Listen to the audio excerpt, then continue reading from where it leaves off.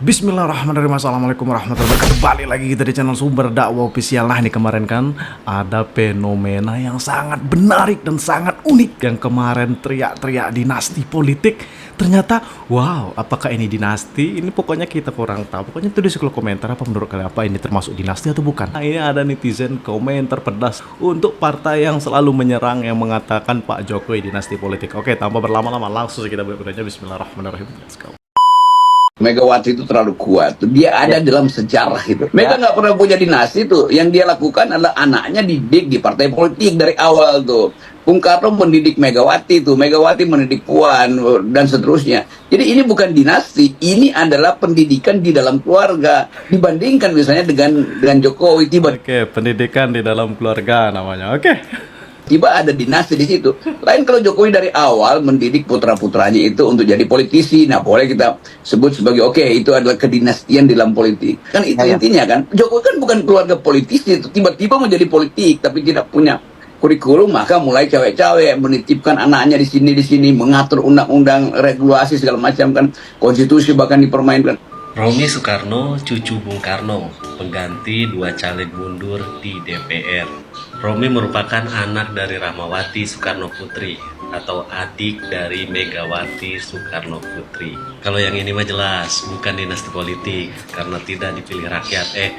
Karena dipilih rakyat cuman kalah.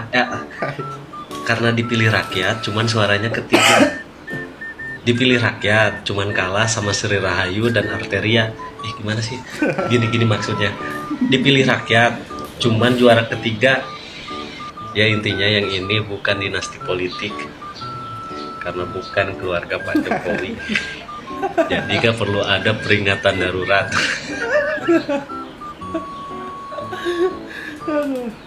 Enggak menang tapi dilantik, well. Emang bener-bener paten si ibu mah ya. Kan kalau jadi kader partai ini harus nurut dan tunduk apa perintah partai. Nggak boleh nentang sama ibu ya.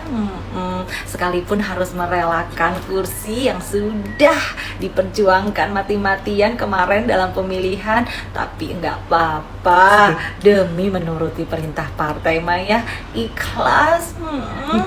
Ini loh yang dinamakan solid. Aduh, yang menang dipilih oleh rakyat dibilang politik dinasti. Terus kalau yang juara 3 tapi dilantik dibilang apa dong? Ayo. Ya udahlah ya. Selamat deh untuk semua anggota DPR RI yang hari ini dilantik ya. Semoga kalian semuanya amanah well. Cici, kesempatan anak-anak kodok rame di timeline kita. Ada si bapak petugas banteng. Anyway, bapak ngajak ngomong anak kodok. Emang ada anak kodok main TikTok, Pak? Rame deh jagat maya dengan buzzer-buzzer yang mempertanyakan, oh dinasti di PDI Perjuangan, bla bla bla. Tadi ini kan adalah orang yang lantang banget kalau misalnya komentarin apa yang disampaikan orang lain atau yang dilakukan oleh orang lain. Ya boleh dong, kita juga boleh ikut komentar dong tentang apa yang pada disampaikan. Hidupin dong Pak fitur setnya supaya kita lebih gampang komentarin, gak usah repot-repot tuduh dulu dan manual kayak gini kan. Kalau memang berani mengomentari orang lain, harus berani juga dikomentarin oleh orang lain Pak.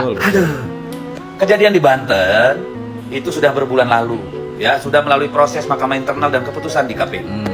Oke, terjadi hal-hal yang tidak benar gitu. Akhirnya melalui mekanisme diputuskan ada pelanggaran-pelanggaran terkait pemilu. Clear itu. Jadi itu jauh sebelum insiden di Lemhanas di mana orang itu menyerang, katakanlah mengkritik secara langsung juru bicara KPK. Jadi itu hanya panggung untuk mencari simpati publik. Kalau dipikir pakai logika, kalau bapak bilang si doi emang udah bermasalah dari berapa lama, kenapa doi masih ada di acara itu? Coba deh, pikir deh. Oke? Jangan tarik-tarik ke PDIP dong ya. Kalau diterusin nanti malah dia yang rugi. Kenapa nggak berani diterusin Pak? Katanya dia yang rugi. Ya udah terusin aja, kalau mau bener ngapain takut untuk nerusin? Aneh. Lalu ada keributan nih. Katanya Romy Soekarno ya. Dinasti. Aduh, nanti deh kita. Kagak Pak, hidup. Lagian emang dinasti kan? Romy Soekarno itu cucu Bung Karno, anak dari Ibu Rahmawati yang pengurus Gerindra. Oke? Pak Romy Soekarno adalah anaknya Bu Rahmawati, yang juga adalah adiknya Bu Megawati. Yang artinya Pak Romy Soekarno adalah keponakannya Bu Megawati. Dan lagi pula, apa hubungannya Bu Rahmawati yang udah nggak ada dari 2021 udah beristirahat dengan tenang dibawa-bawa coba? Ada kesepakatan secara politik dan dari hati ke hati dengan yang namanya Ibu Sri Rahayu. Pikirin secara logika, mana ada orang nyalek, repot-repot nyalek, keluar duit, keluar tenaga, keluar segala-galanya, terus baru diajak ngomong hati ke hati, terus menyerahkan dengan mudahnya apa yang sudah diperoleh, kemenangan yang sudah diperoleh. Kalau misalnya tidak ada sesuatu. Oke, beliau berkenan memberikan jalan bagi Bung Romy, ya, dan itu diizinkan oleh pimpinan partai. Karena apa? Karena dapilnya itu Blitar adalah makam Bung Karno ada di sana. Yakin, yang mengizinkan ketua partai, bukannya yang meminta ketua partai. Kan gak ada yang tahu. Yang bisa menjawab itu hanya kejujuran daripada si ketua partai sendiri. Itu udah disepakati. Terus kenapa bukan arteria dalan? Arteria dalan itu suaranya nggak nyampe, oke? Jadi begitu Ibu Sri Rahayu menyerahkan kepada Romy Soekarno, ya otomatis karena ini adalah partai yang sangat ideologis, sangat solid, arteria dalan tidak mengambil jatah itu. Iya ya Pak, saya paham yang solid gitu kan, yang solid buat keluarga itu kan Pak. Lagian gini ya Pak ya, saya juga udah dengar apa yang disampaikan oleh Pak Arteria Dahlan. Menurut saya apa yang disampaikan oleh Pak Arteria Dahlan itu sedikit kontradiktif dan klise. Kenapa? Karena ketika Pak Arteria Dahlan menyampaikan hal itu bertolak belakang semua dengan apa yang dia lakukan. Pertama, kalau mau seperti itu ya dari awal aja, gak usah nyalek sama sekali. Kenapa dia harus repot-repot buang-buang tenaga, buang waktu, berusaha meyakinkan masyarakat untuk diberikan keyakinan, kepercayaan oleh masyarakat untuk menjadi wakil rakyat. Dan ketika, walaupun dia sudah kalah, dia punya kesempatan untuk bisa menjadi apa yang dia upayakan dan usahakan itu, dia melepasnya begitu aja. Dengan alih-alih memberikannya kepada Royal Family. Oh, ini ada pernyataan darurat ya Pak ya? Tanya. Memberikan karena melayani Royal Family. Sehingga Romy Soekarno dilantik, dan itu adalah keputusan yang hebat dari kader-kader PD Perjuangan gitu. Bukan kayak Simul gitu loh, nggak setuju, gebukin nikam gitu kan. Kalau misalnya Anda menggambarkan bahwa Simul itu udah maksa, gebukin, nikam, nyeret, whatever you said about that, ujung-ujungnya yang jadi hakim itu rakyat. Kalau yang nih the Royal Family, rakyat udah kasih keputusan, malah dilanggar. Coba dong bayangin, melanggar keputusan daripada hakim. Parah itu, parah. Jadi kalau nggak tahu gak usah sok jago. Saya menghilang karena pelantikan hari ini seharian, dari tadi malam kita di karantina, oke? Bukan takut sama kalian bacot-bacot dongo. Bener.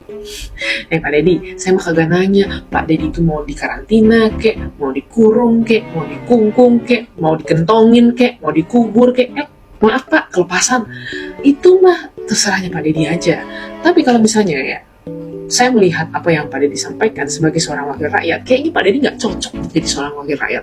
Karena dari tata krama aja, Pak Dedi nggak punya. Enak aja ngata-ngatain orang-orang dongo. Siapapun, ia nggak sepaham sama Pak Dedi. Artinya Pak Dedi katakan mereka buzzer. Dan mereka, Pak Dedi katakan dongo. Aduh, gini kualitas wakil rakyatnya, yakin bisa mewakili rakyat dengan baik. Kalau misalnya tata krama aja nggak punya. Lagi pada nganggur deh semua. Oke, jadi kalau ada yang bilang dinasti, lihat dong gitu ya. Ini partai siapa? Ini partai rakyat, ketua umum Ibu Megawati. Ada Romy Soekarno, ya seperti kader lain. Nyalek, silakan berproses dengan Ibu Sri Rahayu. Yada. Partai rakyat, he said. Tapi kalau saya melihatnya, menurut apa yang disampaikan Pak Arteria Dahlan, ini sih partainya Royal Family. Kalau misalnya memang mau berproses seperti apa yang Pak Dedi sampaikan, ya udah, legowo, terima kekalahan. Kalau nggak dipilih sama rakyat, nggak usah pakai acara ini itu lagi. Memang yang udah menang, yang dipercayakan rakyat, ya biarkan dong mereka menerima dan menjalankan amanat rakyat. Itu baru benar, jangan membenarkan hal yang yada. Arteria Dahlan, silakan. Saya enggak.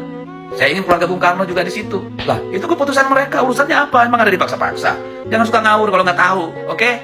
Aduh, payah lu, fufafa lu semua. Oh iya Pak Dedi Sitorus, sebagai sesama manusia yang hidup di dalam kasih Allah, saya hanya ingin mengingatkan saja sebagai sesama manusia loh ya. Kalau misalnya Pak Dedi Sitorus habis bikin VT, jangan lupa lakuin sakramen tobat. Soalnya kagak ada satu VT pun yang tidak ada kata umpatan, kata benci, dan rasa benci. Itu bukannya tidak diajarkan ya oleh Kristus. Ya udah, semoga Bapak selalu sehat dan selalu damai, dan hatinya selalu dilapangkan dan hilang rasa benci dari hatinya Bapak. Dah, pokoknya nilai kalian sendiri. Ini masyarakat pandai, bisa untuk menilai. Pokoknya ya memang seharusnya anggota dewan itu kan perwakilan rakyat, tokoh masyarakat, seharusnya memberikan contoh tutur bahasa yang baik, yang santun, yang benar. Masa ia mengeluarkan kata-kata dongo? Orang yang tidak sependapat atas pemikiran beliau dikatakan buzzer, dikatakan apalah itu kodok lah kata beliau. Astagfirullahaladzim. Pasti setiap agama mengajarkan sopan santun kepada umat-umatnya. Dah, pokoknya kalau masalah dinasti, mungkin kalau bukan keluarga Pak Jokowi bukan dinasti. Kalau kata Bung Rocky ya itu pendidikan keluarga. Oke, hanya keluarga Pak Jokowi yang bisa mereka sebut dinasti. Oke lah, cukup tahu dah. Saya akhiri, pokoknya tetap jaga persatuan Indonesia, selalu cerdas, tetap waras. Jangan mau kita terpecah belah, jangan mau kita diadu domba. NKRI harga mati, wabilah taufiq wal hidayah. Wassalamualaikum warahmatullahi wabarakatuh.